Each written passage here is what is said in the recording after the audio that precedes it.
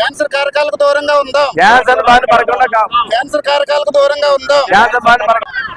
ఈ రోజున cancer awareness day అండి. అందరికి తెలిసే ఉంటుంది, క్యాన్సర్ గురించి తెలియని వాళ్ళంటి కాలం లేదు. ఒకప్పుడు క్యాన్సర్ అంటే ఎప్పుడో ఎక్కడో ఒక ఊరు మొత్తంలో ఒకటో రెండో కేసులు ఉంటే ఈ రోజున ప్రతి వీధికి ప్రతి హాస్పిటల్లోనూ కేసులు కనపడుతున్నాయి. ఏ లెవెల్కి ఎదిగిందంటే ఎప్పుడో క్యాన్సర్ కేసు వచ్చేది ఈ రోజున క్యాన్సర్ కోసం సపరేట్గా హాస్పిటల్ పెట్టే లెవెల్కి వచ్చేసింది క్యాన్సర్. కాబట్టి ప్రతి వాళ్ళు క్యాన్సర్ విషయంలో బాగా అవగాహన తీసుకోవాల్సిన అవసరం ఉంది. క్యాన్సర్ అనేది మీరు ఏదో అనుకుంటారు, అది ఒక వైరస్ వలన లేకపోతే ఒక బ్యాక్టీరియా వలన ఒక ఫంగస్ వలన వచ్చే జబ్బు కాదు. అది శరీరంలో ఉండే మనకుండే న్యాచురల్గా ఉండే మన కణాలే, మన శరీరంలో మన కణాలే అవసరానికి మించినగా పెరిగిపోవడంలో వచ్చేదాన్ని క్యాన్సర్ అంటారు. శరీరంలో వచ్చే మార్పు అది కాబట్టి కొంత అంటువ్యాధి కాదు, అంటువ్యాధి కాదు అని చెప్పి కాదంటే జీన్స్గా మన పైనుంచి వచ్చే అవకాశం కూడా ఉంది.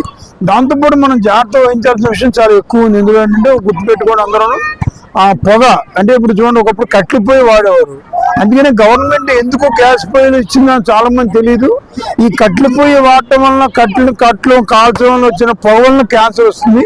అలాగే ఇప్పుడు ఈ మధ్య కెమికల్స్ ఎక్కువైపోయాయి, కెమికల్స్ వలన క్యాన్సర్ వస్తుంది. నేను డాక్టర్ మూర్తి, రాజమండ్రి రిటైర్డ్ హెల్త్ ఆఫీసర్.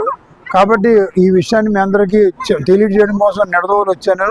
అందరూ తెలుసుకుని అవగాహన కలుసుకుని మీరందరూ 10 మంది చెప్పి క్యాన్సర్ బారిన పడకుండా పిల్లల్ని పెద్దల్ని అందరినీ కాపాడాల్సిన జాగ్రత్త చూసుకోవాలని కోరుతున్నాం. Thank you. Community paramedics and primary